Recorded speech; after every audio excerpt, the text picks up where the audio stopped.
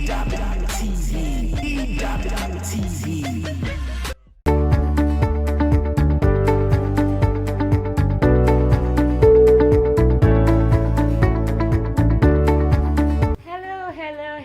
once again. Thank you for joining us today. This is Homefront on EWTV. It is your favorite family show yes, where you get to learn a lot of new things that you expected to apply. Thank you so much for joining us. We are your hosts, the Edits. Thank you for joining us. Now, we are going to answer some questions. We have been on a series, Watering Your Seed for a Flourishing Marriage, and we've talked extensively over the months on ways you can water your seed. And today we have questions popping in from everywhere. Questions. So we want to take out some time to answer as many as we can. Please don't go anywhere. Stay with us. Yes, thank you very much. Throughout the month we've been talking about how we can water our seed, and we've learned quite a lot this month. We started from contentment, we talked about getting involved in your children's life, and role modeling. Very interesting discussions. I think we just have very few questions to take today. What's the first question? Yes, okay, so the first question reaching us today says, this is a mother asking, and she says, I have a very intelligent 13 years old daughter who is very good at school, but her father, my husband, does not appreciate her, and this has always gotten our 13-year-old daughter depressed. Please, what is your counsel on this? Well, thank you. I think we got to this person asking questions to really understand where she's coming from. You know, the child is very intelligent. He always takes first position, but the father doesn't show concern as if it's anything, even when the school appreciates and gives gifts, you know. Well, these are one of the things we talk about. Men really need to grow and understand, because some men say, are you looking for it? Are you the first person? So we should die or something. You know, but these things mean a lot to our children. And our response to our children matters a lot. You know, and that attitude of the father alone can make that child depressed. It can even make that child to start dropping in her performance academically, just because she's not getting the right support from the father. And you know the way children take their father. Children take their father as their word. Anything they say, whatever they do, is the right thing, is the best. And so when your child have such wonderful results and you're not showing appreciation, you know, I appreciate the mother for really taking this up. One thing we say to women is that you know how best to help your husband. It's obvious that your husband lacks understanding about child upbringing, about motivation of children, and how to help a child actually excel in life and his or her career. And your husband need to learn. Some of them may not come and listen to this. Some of them, if you get them books, they may not read. If you want to push them to go to training, they may not. But you understand your husband better. You know that now that your husband lacks understanding and you need to brush and bring him up to speed.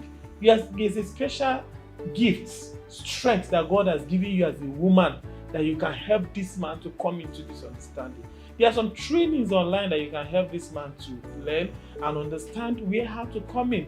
There are people that this man respects, maybe in your church, you know, when they have family weekend or this program, you can suggest that these kinds of topics should come up, because my husband, our fathers need to understand it. So what are the circle of influence for your husband? You need to begin to help raise these discussions in those circles. For them to generate this kind of discussion so that he will learn. You need to help him read books. If you buy those books there, you have the strength. You know what to do to make that man read, to watch programs, to listen to trainings that can help him improve. So I say, women are going through a lot here, but you can push to bring that man up to speed. Yes, and really to add to that, truth is, you can't win this battle by fighting. This is not a battle you win with your mouth, the word blowing out. No, this is a battle that, first of all, truly you win on your knees as a mother who understands her daughter, and as a wife who understands her husband. Mm-hmm. Just so that you will not be torn in between your husband and your daughter. They both mean a lot to you. So it's a battle that you win on your knees and politely. Very true, you have to create, avenues that you can create to win your husband. Mm-hmm. You know what your husband likes. For some men, it's when they are eating plantain. You bring the deep issues. Yeah. For some men, it's in the room. In the room. You bring the deep issues. Yes. For some men, it's when just know what works for your husband. Know the correct time to bring up this issue politely. Yes, you could bring it up as a joke. It comes as a joke, but you've passed the message. So you just know, women, you're the one that knows what works for you. You're the one that knows yours. Is it church? Okay, whatever way, just know what works for your husband. But make sure you have won the battle on your knees. So he doesn't say, why is she talking to me like that? Why are you the one that will tell me how to train my child?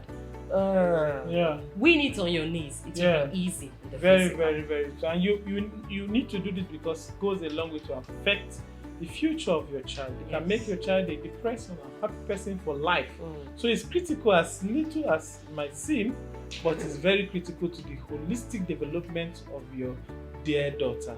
So we want to see you wake up, and we keep doing our best to enlighten men and equip men to really be the kind of man they need to be in the home. I think it has been quite an interesting time discussing this question.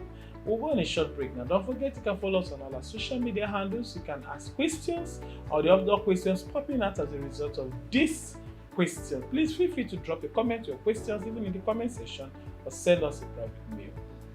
Please join us.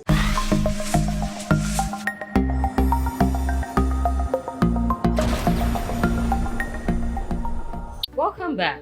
Thank you so much for staying with us. Yes, so we're taking questions today on ways of watering your seed for a flourishing marriage. And we started off with a question that a mother asked of an intelligent daughter whose effort is not being appreciated or recognized by the father. And what should she do to help the father come around? And we have answered that question. But just to add a little to that, we want to say to the mother that while the battle is going on your knees to win it, and while you are taking every effort and making every strategy to get your husband to appreciate your daughter, that may take a while. So you need to be patient with your husband. But while that is on, we quickly want to say, you must not leave your daughter alone. Keep speaking to her. Keep telling her, Daddy loves you. I know it's hard to say, but you have to make your daughter understand that, okay, maybe Daddy is busy, he's this, he's that, but you make sure that your daughter doesn't begin to develop hatred towards her father. So you have a serious work to do in the heart of your daughter as you trust God for your husband. And keep telling her those positive words. You're a right child, you are an excellent child, you get to the top, keep motivating and empowering the child. So it's important to keep encouraging your daughter. Thank you. So we have another question here. And the question says, I have just found out that my nephew has been trying to molest my 10 years old daughter. Please, what do I do? Because so much hatred has filled my heart for my nephew. It's quite an interesting one. Pathetic. Yeah, the issue of sexual molestation or child molestation is pathetic, and it's something we see on daily basis. You know, a lot is happening here. Parents are busy. Somebody in this situation, one thing your people, the school authority will say, keep that nephew out, send that nephew back to the parents. But what if the parents are late? What if the nephew is not staying with you? He trusted to you. So we must first yes, if it's a place where you can send back and you feel that is the best option, fine. But be assured that both the nephew and your daughter needs help. So they both need to be taught to know what is going on and how they can come out of it. Because even though you take the nephew away and you work on your child, you don't know where they will meet again. You don't know who that same nephew will do the same thing to outside of your home. So that nephew needs help. Also, in protecting the future of your own child, you need to also help both of them, either in the same house or in different locations, depending on what the case may be. But it also shows that you've not really done so well in even educating your child on sex and sexuality, because these are conversations that will start quite early. Because for the nephew to start doing this, there have been signals, there have been steps, there have been processes that led to that point. So your children will first start understanding signals of sexual abuse. When somebody says something you shouldn't say, touching where you shouldn't touch, they always go to the process of grooming. So if your child has understood that and there's a connection, she should even mention to you once that sign is picked. So we must learn to teach our children sex education and help them to connect whenever there is any signal. So you must teach that child sex education, teach the nephew sex education, help them to read their mind and come out from the place that we are. So it's quite a lot of work. I'm sure you will say something about this, especially on the aspect of the hurt that she's already having for that nephew. Yes, talking about the hurt, I really want to say we understand the hurt. It is not out of place. Very true. We understand how painful it is and how sometimes it's unbearable. Very true. But you see, the truth is, you need to be a healed person, a healthy person, to help your child who also needs to be healthy now. Very true. Your child's emotions has been scattered as a result of that, and your child needs to come back to the place of health. So you have to be healthy to bring about a healthy child. Very true. So you cannot help your child or your nephew from the place of hurt. Very true. You have to trust God for healing, total healing. Total healing. God has to heal you so that you can now begin to guide your child correctly. If you're not totally healed, how do you expect your child to be healed? So it's really a lot. So it's really a lot. It's a healing process. It's a healing, yes. Yes, your child is troubled, your nephew is troubled. You need to heal to be able to heal them. And we need to really be sensitive as parents. A lot is happening. Some parents travel, leave their children to the mercy of house help. We're not saying that you cannot travel and leave your children, but who is the person you are leaving your child? Is he trusted? Do you have a good testimony? Even though it's your sister or your brother, you have a good testimony of this person, the history of this person. Is he a clean one? Is your child safe there? So we must build that accountability and that testimony before you can drop your child with anybody to even leave. Not just whether it's a boy or a girl. Boys are molested, girls are molested by house help, by different relatives. We must be sensitive. Sometimes healing from this is always tough for the children. We must help them to prevent even before it happens. Yes, thank you very much. Quickly, let me just add, parents, we now need to wake up not just to educate the girls, but also educate the boy. You've educated the girl. The boy you have not educated will still mess up with the girl you have educated. So please, it is important to talk to the boys about the same things you're talking to the girls. And quickly, just to say, if you have a value in your home, when somebody is coming to your house for the first time, I advise you, begin education, sex education.